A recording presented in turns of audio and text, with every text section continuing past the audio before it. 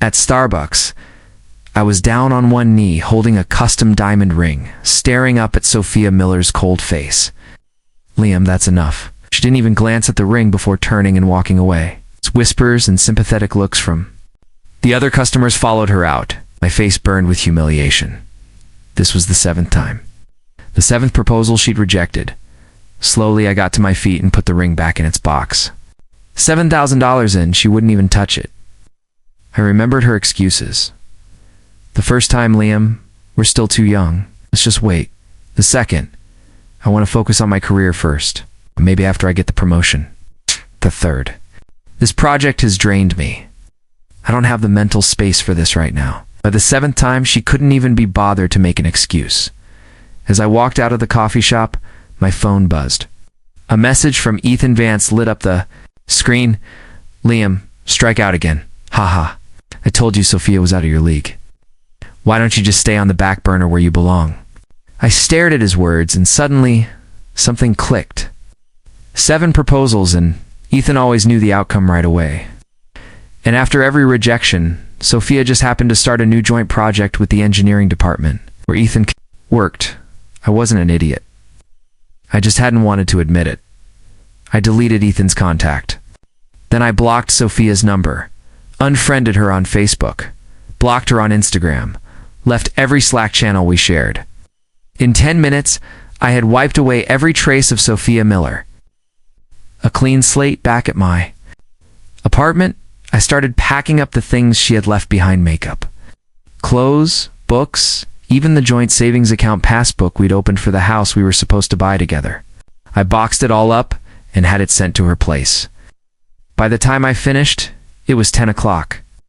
The apartment felt empty, but I felt lighter than I had in years. Chris called. Liam, you come into the team happy hour tomorrow? Sophia? Going to be there? Yeah, she's the product manager. Of course she'll be there. Then I'm not going. Chris was stunned. Did you two have another fight? No fight. From now on, I'm not going to any event where she's present. I hung up and sent a group text to a few colleagues. Hey, from now on, if Sophia Miller is going to be at any get-togethers, please don't include me. Message sent. I lay down on my bed and for the first time in a long time, fell into a deep, peaceful sleep. The next day, I showed up to the office half an hour late on purpose. The product and tech departments shared the same floor, and Sophia's desk was right across the main aisle. I used to find excuses just to pass by her desk and talk to her. Today I took the side entrance and went straight to my own desk without looking up. At 10 a.m., a Slack message from Sophia popped up. Liam, I want to explain about yesterday. I deleted it without reading. It's at 11. Another one. Why did you block me everywhere? We need to talk. Delete. At lunchtime, Chris walked over. Liam, did you really break up with Sophia? She just asked me why you aren't answering her messages? We were never together. How do you break up with someone who never said yes? I chased her for 7 years, and she never once agreed. Now I'm done chasing. It's that simple. Chris opened his mouth, then shut it again without saying anything. By 3 p.m., I was deep in code when Sophia suddenly appeared at my desk. Liam, why are you ignoring me? Without looking up, I said, Sophia, I'm working. A project. Send me an email. If it's personal, we have nothing to talk about. Personal? What do you mean? You sent all my things back? Returning your property? Is there a problem? Her voice trembled. Are you throwing a tantrum because of yesterday? I stopped typing and finally looked at her. Sophia, do you think after being played for a fool 7 times, I should just keep smiling and play along? Her face went pale. I didn't know exactly what you did. I put on my headphones and went back to coding. She stood there quietly for 5 minutes before biting her lip and walking away. At 6 o'clock, I got an email from HR about a mandatory project kickoff meeting the next day. I skimmed through the attendee. Sophia Miller's name was there. Without hesitation, I replied to the invite. Apologies, I'll be taking a sick day tomorrow. The next morning, I went to an urgent care clinic. When the doctor asked what was wrong, I told him I had chest pains and shortness of breath, maybe even a heart problem. They ran several tests all morning, but the doctor told me I was perfectly healthy. With my doctor's note in hand, I returned to the office. The meeting was already over. Chris pulled me aside. Sophia kept asking why you weren't there. She looked furious. Ethan spent a long time calming her down. I scoffed. Of course he did. That afternoon, Sophia found me. You skipped the meeting on purpose, didn't you? I was sick. I have a doctor's note. You're not sick. Are you a doctor now, Sophia? Her face turned red with anger, but she couldn't say anything. From that day on, we were in a full-blown Cold War. If she needed to discuss a project, I told her to go through my team lead. If she tried to talk to me privately, I brushed her off, saying it wasn't a good time and suggested we stick to official channels. A week later, she finally snapped. Liam, what the hell do you want? She demanded, blocking the doorway to the break room. What do I want? I want to do my job in peace, without being bothered. I grabbed a glass of water and tried to leave, but she stepped in my way. Are you still angry about the proposal? I can explain. Don't. There's no need, Sophia. There's nothing between us. Please remember that. Her voice broke. How can you say that? We've known each other for 7 years. Knowing someone for 7 years doesn't mean anything. I've known half the office that long. Ow. Tears spilled down her cheeks. How can you be so cruel? I looked at her and felt nothing, not a single thing. Cruel? Sophia, I proposed to you 7 times. Was that not enough devotion? And now that I've chosen to let go, you call me cruel? I never explicitly rejected you. Not saying no is still a no. We're adults, you should know that. I walked past her and left the break room. I could hear her sobbing behind me, but I didn't look back. The next day, I received a notification from HR. The company had partnered with a major tech firm on a new project, and I was appointed as the technical lead. When I saw the partner company's name, I laughed. It was the same firm Ethan Vance had moved to. This had Sophia's fingerprints all over it, a way to force me to interact with her. I went straight to the director of technology, Mr. Roberts. I'd like to request a transfer off this project.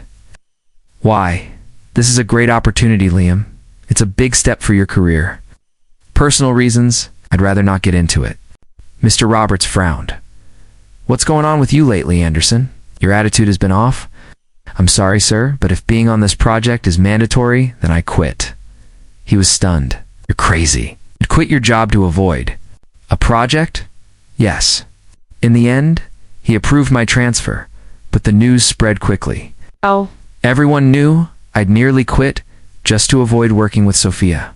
That evening, she cornered me as I was leaving work. Are you insane? You'd throw away your job just to get away from me? If I can't get away from you, then yes, I would. She broke down completely. Liam, why are you doing this to me?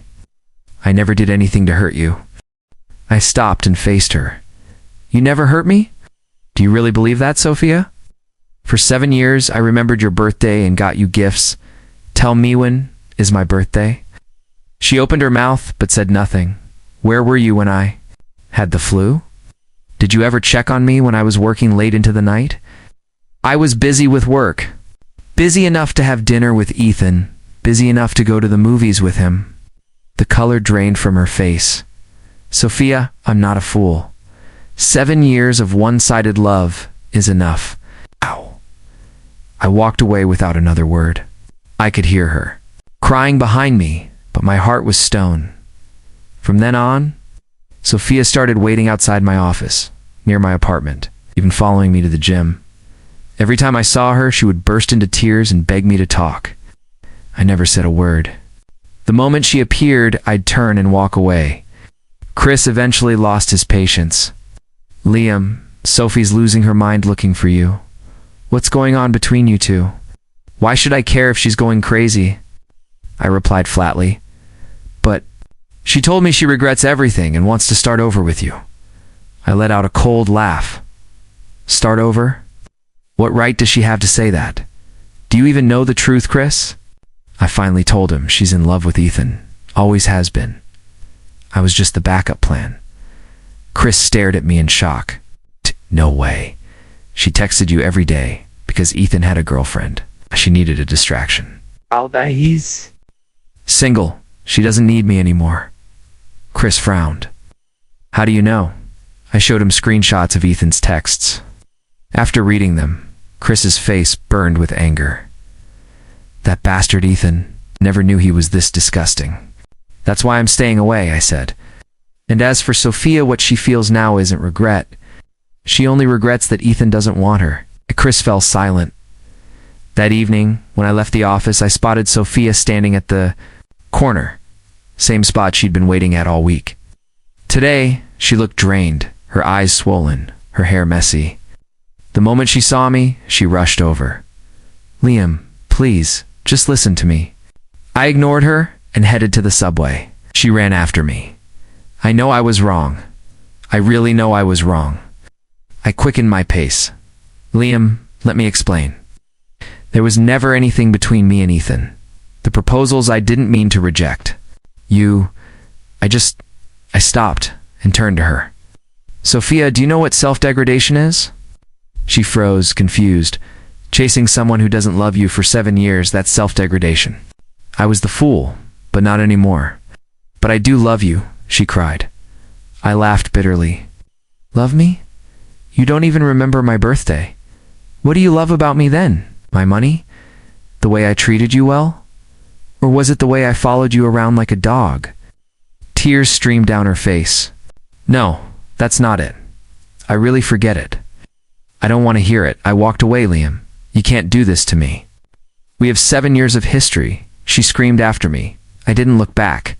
Those 7 years were my history, not yours. They had nothing to do with you. The next day, she didn't show up at work. Chris whispered to me that she had called in sick. I kept working without reacting. Around noon, her roommate called. Liam, Sophia's burning up with a fever and keeps calling your name. Then take her to the hospital. She refuses. She says she's waiting for you. Sorry, I'm busy. I hung up. That afternoon, her roommate called 3 more times. I didn't answer. In the evening, Chris came again. Liam, Sophia's really sick. You should go see her. She won't listen to anyone else. She has nothing to do with me. And Chris, stop telling me about her. I don't want to hear it. Chris sighed. You've really changed. I haven't changed, I told him. I've just woken up. On the 3rd day, Sophia's mother called me. Liam, Sophia's in the hospital. You should come see her. Mrs. Miller, Sophia and I are no longer in contact. What do you mean? Are you two about to get married? I paused. Did Sophia tell you that? She said you proposed, and she said yes. A bitter laugh escaped me. Ma'am, she rejected me 7 times. There was a long silence on the other end of the line. Liam, regardless, Sophia is very sick. The doctor says we need a family member to sign some forms. Her father is away on business, and I'm here alone. It's Mrs. Miller. I'm not her family. She has a boyfriend. You can call Ethan Vance. What boyfriend? Sophia doesn't have a boyfriend. She only has you. I closed my eyes. Mrs. Miller, the man Sophia loves is Ethan Vance, not me. No. She may not have told you, but that's the truth. I hung up. The phone rang again, turned it off. When I got home that night, a pile of things waited outside my door. Fruit baskets, supplements, and an envelope. Inside was a letter from Sophia, her handwriting shaky, clearly written from a hospital bed. Liam, know you're angry, but please give me one more chance. I know I've made so many mistakes, but I have never stopped loving you. I rejected your proposals because I was scared, not because I didn't love you. I was afraid I wasn't good enough, afraid I'd disappoint you after marriage. Please forgive me. Can't lose you. I read the letter, tore it into pieces, and threw it in the trash. Then I carried all the baskets down to the dumpster. The next day, Chris came to me, his eyes red. Liam, Sophia tried to kill herself last night. She cut her wrists. The mouse in my hand froze for a second. Then I resumed clicking. What does that have to do with me? Chris snapped. How can you be so cold? She almost died. That was her choice. Chris exploded. Liam, are you even human? I turned to face him. Chris, this is emotional blackmail. If I go back to her now, she'll just use more extreme methods to control me in the future. No, whether she lives or dies is her choice. But I won't let her force my hand. Chris stared at me, shocked and disappointed. You've really changed. I haven't changed. I've just woken up. News of Sophia's suicide attempt spread through the office quickly. Everyone whispered that it was because of how heartless I'd been. Walking through the halls, I could feel their stares. Some called me cold-blooded, others cruel, a few even a jerk. Didn't care. They didn't know the truth, and I wasn't. About to explain it, at lunch, a few female colleagues sat nearby, talking just loud enough for me to hear. Poor Sophia, she's such a good girl. How could Liam do this to her? I know, right? 7 years together, and he just threw it all away. No conscience at all. I heard she's still in the ICU, and Liam hasn't even visited her once. I kept eating as if I hadn't heard a word. That afternoon, Sophia's father came to see me at the office. He was a kind, gentle man who had always treated me well. He used to say he'd watch me grow up. Liam, you've heard about Sophia, haven't you? I have. Not in a good state. She keeps calling your name. The doctors say she has severe depression and needs her family around her. Mr. Miller, I'm not her family. He looked stunned. But Sophia told us you two were all ready. We were. Nothing, Mr. Miller. For 7 years, Sophia never once returned my feelings. The man she loves is Ethan Vance, not me. Mr. Miller's expression hardened. What did you just say? I showed him Ethan's texts. His face grew grim as he read them, that bastard. So you see, Mr. Miller, there's nothing between Sophia and me. She isn't heartbroken. She just lost her backup plan. Mr. Miller fell silent for a long time, then finally said, Liam, whatever the case, Sophia is in a dangerous place right now. For your sake, Mr. Miller, if I go back now, she'll think these extreme tactics work, and she'll only get worse. That won't help her at all. But her condition? Someone else can take care of her? Isn't Ethan Vance so worried about her? Let him do it. Mr. Miller looked at me, his eyes heavy with disappointment and helplessness. You're really not going to reconsider? Never. After he left, I got a call from Ethan. Liam, what the hell is wrong with you? Are you even a man? Sophie is in this state and you won't come back. Ethan, isn't this what you wanted? What are you talking about? She's finally gotten rid of me, her backup plan? Now you two can be together openly. Stop talking nonsense. I'm not, Ethan. Sophia is your girl. Her life and death have nothing to do with me. I hung up and blocked his number. That night, my mom called. Liam, Sophia's mother just told me she's in the hospital. She wants you to go see her. Mom, there's nothing between Sophia and me anymore? How can you say that? Didn't you two grow up together? Growing up together doesn't mean anything. Mom, I have my own life now. I don't want to be dragged into hers anymore. But the poor girl, Mom, I've made my decision. From now on, don't tell me anything about Sophia. On the other end, my mom sighed. Son, how did you become so heartless? I'm not heartless, Mom. I'm just finally seeing things clearly. I hung up and suddenly felt drained. Not physically, but mentally. 7 years of devotion wasted, played for a fool, treated like a backup plan, and finally manipulated through emotional blackmail. Enough was enough. Truly enough. A month later, Sophia was discharged from the hospital. Chris told me she had lost a lot of weight and looked exhausted. I ran into her in the elevator on her first day back. The moment she saw me, her eyes turned red. Liam. I kept my eyes on the floor indicator. Liam, can we please talk? I ignored her. The elevator stopped at my floor, and I stepped out. She shouted after me, Liam, do you really hate me this much? I turned back for a moment. I don't hate you. I just don't feel anything for you anymore. Her tears fell fast. That's not possible. You can't feel nothing for me. Sophia, feelings aren't something you can force into existence. Elevator doors closed, cutting off her cries. That afternoon, the company held a meeting to plan the annual holiday party. Attendance was mandatory. In the conference room, Sophia sat diagonally across from me. She stared at me the whole time, her eyes pleading, resentful, desperate. I kept mine fixed on my laptop. After the meeting, Ethan suddenly stood up. "Everyone, I have an announcement." All eyes turned to him. "Sophia and I are getting married." The room went silent. Everyone looked at me, then at Sophia. Face went pale. She shook her head. "No, I didn't agree." Ethan smiled. "Sophia's just being shy. We've been together for a long time and finally decided to make it official." Sophia's panic grew. "That's not true. We're not dating." Come on, Sophia. You don't have to deny it." Ethan stepped beside her. "A lot of people here know about us. Especially Liam. He knows better than anyone." Air grew thick, the tension unbearable. Everyone waited for my reaction. I calmly closed my laptop and stood. "Congratulations to you both." With that, I walked out. Behind me, Sophia's desperate cries echoed. "No, Liam, it's not like that." I didn't look back. Outside the building, I took a deep breath. The truth was finally out. Ethan had dropped his mask, and Sophia was finally tasting what it felt like to be used. Wasn't this the outcome they had wanted? I pulled out my phone and called a recruiter. "Find me a new job. Requirements are simple anywhere, far from Chicago." Sophia broke down completely. She didn't show up for work the next day.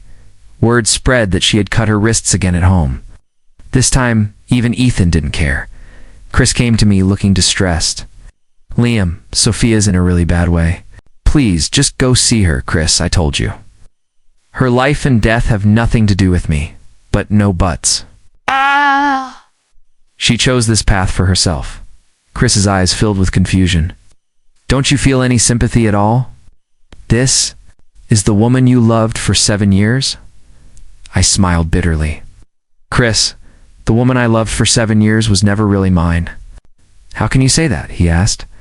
"Because it's the truth. I loved her all those years while she was in love with someone else. And now, when he doesn't want her anymore, she suddenly remembers how good I was and wants me back." "What? Grounds?" "She knows she was wrong now," Chris said. "And knowing she was wrong means I have to forgive her?" "Chris, some mistakes can't be forgiven." He went silent. I think at that moment he realized I was never going back. That night, Sophia's mother showed up at my apartment, crying uncontrollably. "Liam, Sophia is dying. The doctor says she has severe depression. If this continues, Mrs. Miller, I know you're worried about her, but I can't help." "How can you not? You're the only one she cares about." "If I was the only one she cared about, why did she reject me 7 times? Her face froze. "Mrs. Miller, Sophia has always loved Ethan Vance. She admitted it herself. I was just her backup, her safety net." "That's impossible," she whispered, "since she was a child. Sophia only ever saw me as a brother, a friend, a free driver, and for a creffer." Expression darkened. "Liam, how can you speak about Sophia this way? Because it's the truth. You know your daughter better than I do." I stood up. "I have things to do, ma'am.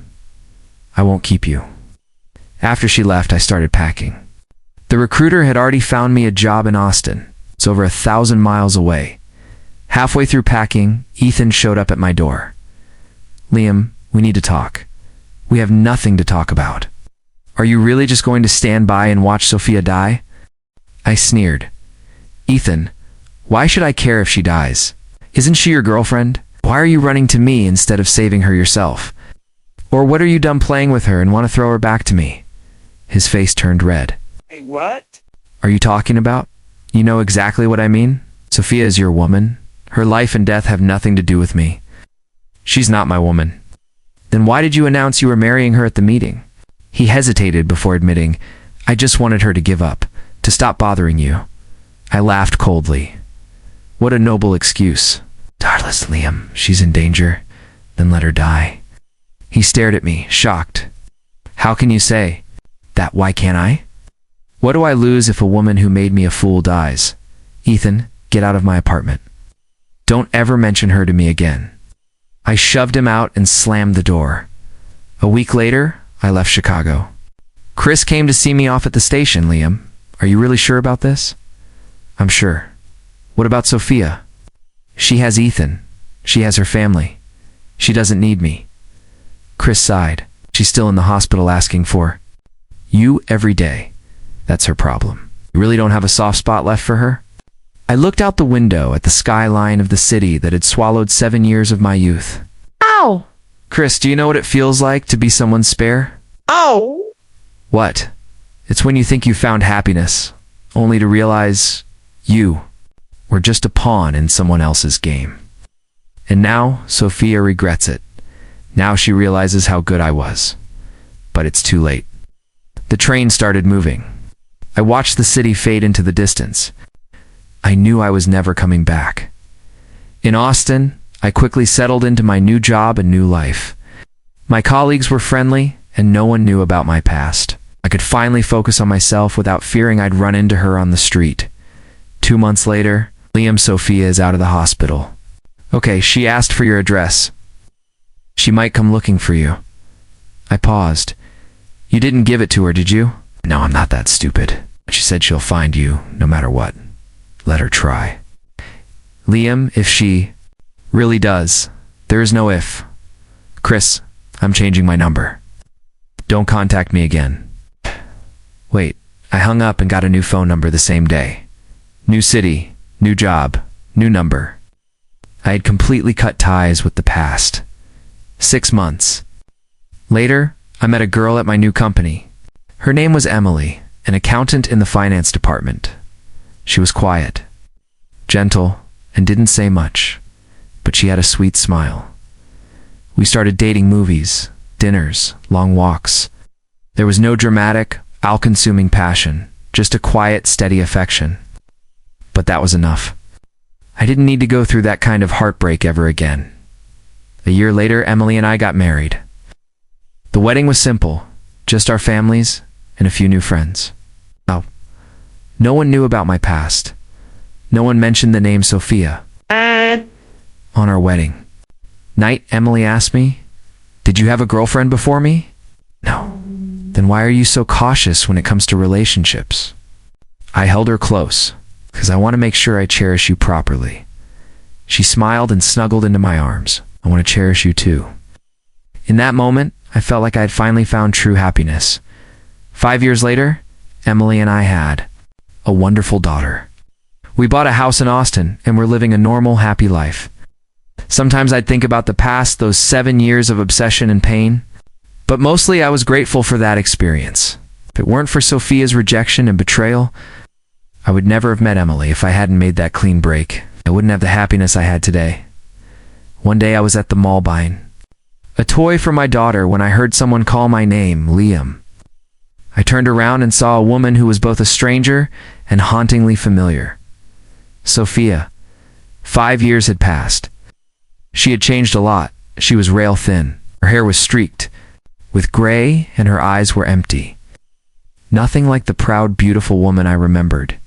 "It really is you." Her voice trembled. I looked at her, my expression blank. I felt nothing. "You have the wrong person." I turned and walked away.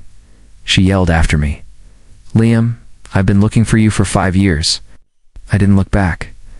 "Liam, I know I was wrong. Please, forgive me." I kept walking. "Liam, I've been waiting for you to come back." I walked out of the mall. She was still chasing me. "Liam, wait." I stopped and turned to face her. "You've made a mistake. I'm not Liam Anderson." She froze, tears streaming down her face. "That's impossible. You were Liam. You have to be." "I am, but I'm not the Liam you knew." "What do you mean?" "The Liam Anderson who would have cried for you died. He died 5 years ago." She completely broke down, collapsing to her knees on the pavement, sobbing uncontrollably. "Liam, please come back. Please." I looked down at her, feeling only a cold detachment. "Sophia, how you feel right now? This is how you made me feel desperate, helpless, and in pain.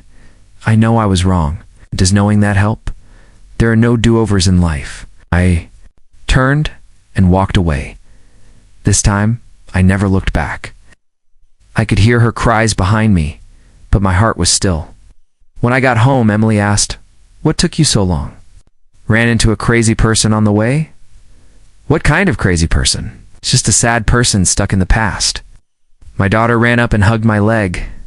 "Daddy, did you bring me a toy?" I pulled the toy out of the bag. Of course. "Daddy never breaks a promise." My daughter giggled happily. Emily smiled, and looking at their smiles, I knew this was the most beautiful thing in the world. As for Sophia, she was just a ghost from another life. A ghost who taught me what despair felt like, and what it meant to finally wake up. Her purpose in my life was fulfilled. I had a new life, a new family, a new happiness, and she was left to live in her memories, to bear the weight of the pain she once gave me. That was justice. Not the justice I gave her, but the justice she brought upon herself.